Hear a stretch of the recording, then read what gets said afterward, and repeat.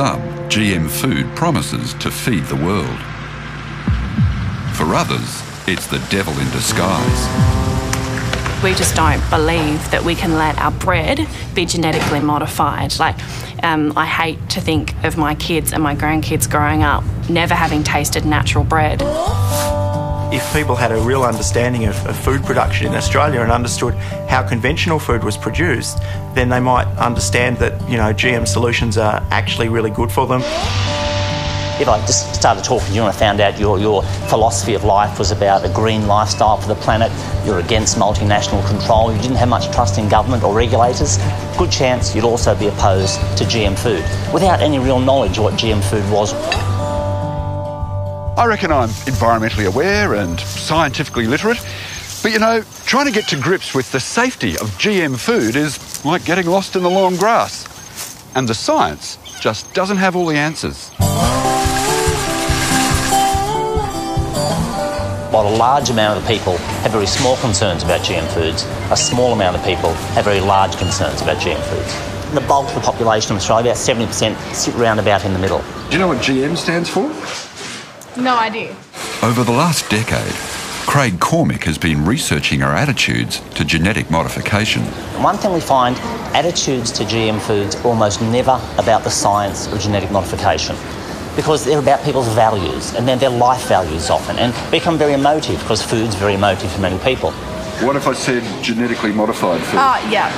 What does that mean, do you reckon? Food that's been made by humans, not naturally. Well, I guess the science people have actually interfered with the genetic makeup of the product. Craig finds that most people in Australia are slightly more willing to eat food with GM ingredients than food containing chemicals or preservatives. But it also depends whether you're talking about whole foods or processed food. Lamingtons have many products in them, and one of the ingredients is canola oil. And so that canola oil could well come from a genetically modified canola plant. Would that make any difference to your perception of whether you'd eat these or not? No. Because it's such a small ingredient, I probably wouldn't worry about it as much. Generally, 9 out of 10 people who just said they're concerned about GM to some extent will say, yeah, I'd eat those. But when we put a whole fruit or vegetable on the table, very different. In Hawaii, almost all the papayas are genetically modified. They've had a gene inserted into them. Okay. Now, if you were given a choice, would you rather or rather not eat a papaya that had genetic modification? I'd rather not. I prefer not to, yeah. Do you have an explanation why? There's perception that whole fruits are whole and shouldn't be tinkered with and so on, but snack foods, processed foods aren't so good for you anyway, so it doesn't matter so much. Interesting. Well, our board just approved the 48th food, GM food, to be imported into Australia. There are only 2 food crops, canola and cotton, and they're herbicide tolerant, insect resistant. There's also 6 carnations and there's 1 rose, and we're assuming nobody's eating those. That's 48 GM foods approved and none rejected. For the most part, we take the data that's generated from the company. I mean, it's their product, and there are checks and balances in terms of us using that data. But the science is in dispute, not only for what is investigated, but for the independence of the research. We would always ask people to follow the money and ask questions about whose interest science is being commercialised in favour of. That's why, early one foggy morning near Canberra, Greenpeace activists allegedly mowed down the CSIRO's trial crop of GM wheat. I think when your Australian public taxpayer-funded science body can be conducting the first human feeding trials in the world of a potentially risky, unstable, genetically modified product and not need to tell you what health and safety considerations were made and what ethical considerations went into the testing, because that information is commercial in confidence, then there's something seriously wrong with the state of public science in Australia. Laura Kelly fears that since deregulation of the Australian Wheat Board, biotech companies are poised to control the future of our wheat industry. Monsanto stands to gain billions by attaching a patent to our wheat. The main chemical used in Australia's wheat industry is Roundup. The bulk of GM crops on the market are Roundup resistant, and Monsanto owns 90% of the patents on those crops, which come with a contractual obligation to use Monsanto's Roundup-ready chemicals. James Nielsen manages Monsanto's existing GM products in Australia, such as insect-resistant cotton genes and herbicide-tolerant canola.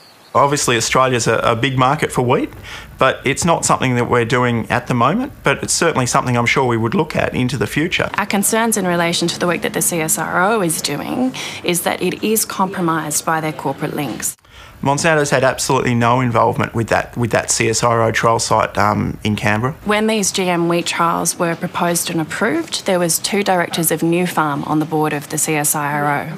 Nufarm is the exclusive distributor of Monsanto's Roundup-ready products in Australia. The science of CSIRO or the science of Monsanto aren't compromised, and things are done very independently as part of scientific process. CSIRO is using both GM and non-GM techniques to develop wheat with more benefits for human health.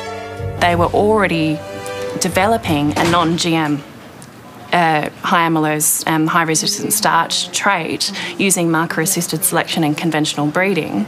That just didn't have the same patent attraction to the corporations that they rely on for funding. Evidence of that? What's happened to that research now? Is that... Yeah, that I'd love for you to ask. I mean, it could still be in process.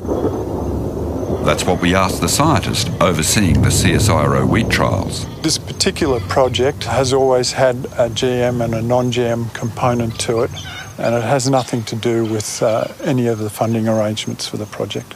But to publish, scientists need approval from the owner of the genetic patent. I'm a researcher. I've got a test going on the impact of a gene of which Monsanto owns a patent. If it comes to the crunch, can you veto my research if you don't like the results?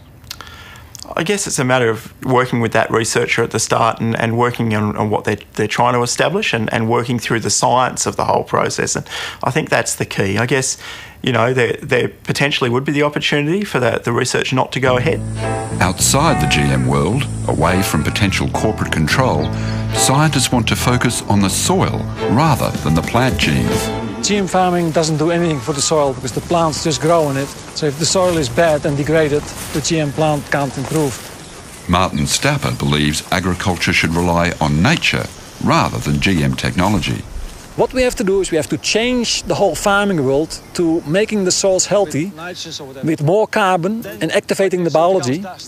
And then that healthy soil with the high carbon and active biology will change the expression of the current genes. All these marvelous things that the GM has, that promises for solutions, we get with current farming with biology. GM is seeking public support by promising new foods to improve human health. When it comes to GM wheat in staple foods like our daily bread, will that demand a more rigorous testing process? If many staples were having their nutrient profiles changed, then we may get to a stage where these changes in nutrients may actually become a problem. If everybody is modifying nutrient profiles, you may actually get too much of a good thing. So we do take that into account, so that is a very good question.